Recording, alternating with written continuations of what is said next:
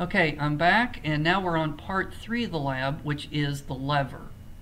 Now, you see that in the picture there, you have kind of an expensive looking apparatus, which you don't really need.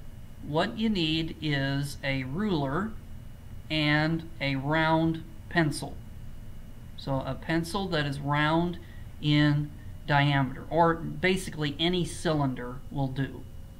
So you're going to put a cylinder on the table, and then you're going to put the cylinder lengthwise on a table. Then you're going to balance the ruler on top of it, so that the ruler is probably going to be around 6 inches at the pivot point. So now you have a lever. Okay? Now you're going to need some weights. Now in lab we would use a weight set in which you would know exactly what the mass of the weights are. But you really don't need that for this particular lab. All you need is a bunch of quarters, a bunch of washers, a bunch of pennies. So basically a bunch of anything will do. Now, we won't exactly know what the mass of those objects is, but we will know that each of those objects is identical. So maybe you've got 20 pennies or 20 quarters. So you've got 20 of something. Okay? Now, all you got to do is pick a distance from the pivot point on one side of your teeter-totter, your lever, and then put a stack of quarters, a stack of pennies, a stack of washers, anything that you want, a certain distance from the pivot point. Okay, now balance it on the other side using a different number of quarters, washers, whatever. Okay, so you have to use the same items. So if you're going to use washers, then you use washers on both sides. If you use quarters on both sides. So let's say that you've got 3 quarters and you put it at 3 inches on one side of the teeter-totter. So 3 inches from the pivot point, you're going to put 3 quarters. Now you want to be able to balance that with, let's say, 2 quarters. Where should you put them? Okay. So the idea is going to be that the weight on one side multiplied by the distance to the pivot point on one side has to equal the weight on the other side multiplied by the distance to the other side. Okay? So we've got 3 quarters at 3 inches. So 3 times 3 is 9.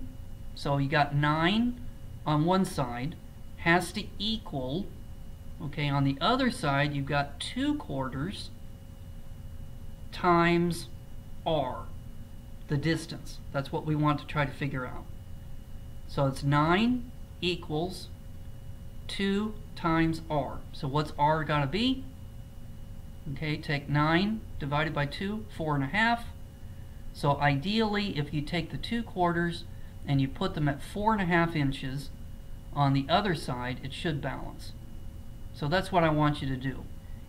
I want you to do it at least more than once to see that it works. Now you'll be off by a little bit, and that's okay. But I do want you to try it a couple of times. Now I only have one column there in the lab. If you want to add a second column for your trial number 2, then go ahead and do that.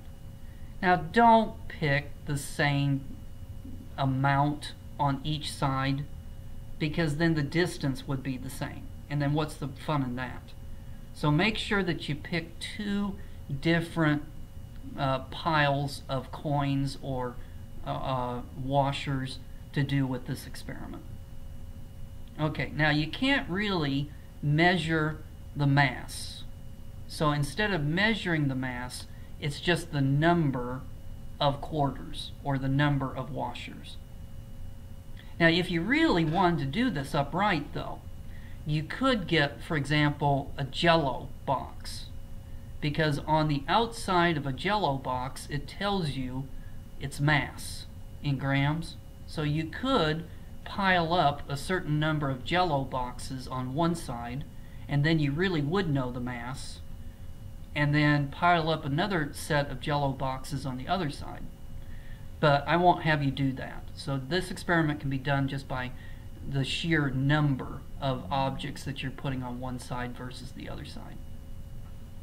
Which is kind of interesting, because that would mean, let's say that you had 3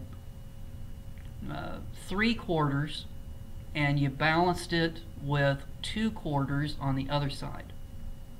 Now let's say that you've got 3 pennies and you balance it with 2 pennies on the other side.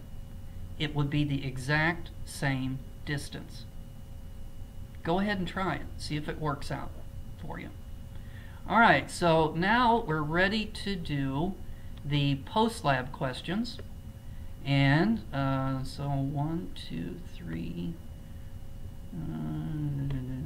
Alright, you don't need to do question number 6. Which of your machines had the best efficiency? It should have turned out to be the teeter-totter, because the teeter-totter would have the least amount of, begins with an F, ends with riction, put it together, friction. Yeah. Alright, which one do you think would have the least efficiency? It's the worst.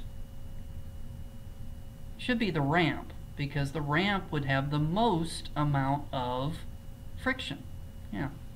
Alright, question number 7. When would you use a ramp?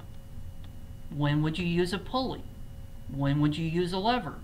Because it turns out that sometimes in one situation a ramp is the best thing to use, but in another situation maybe it's the pulley. Okay, so give me an example of when you would use these machines. Okay, now on question number 8, this one's kind of interesting. I have drawn for you a ramp.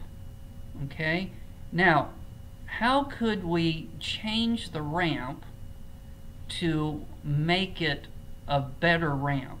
So if you had a box on that ramp, it would take a certain amount of force to push a box up that ramp. What could you do to the ramp that would mean that it would take less force to push it up the ramp? So you might need to go to the internet and research this.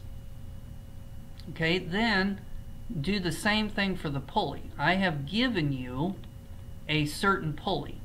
So how could you change that pulley system if you wanted it to be able to lift more weight? And then the same thing for the lever.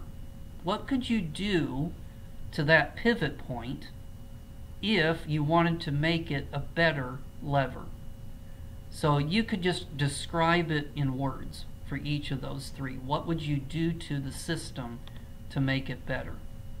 Okay, so we're finished with this lab, and I will see you back in class.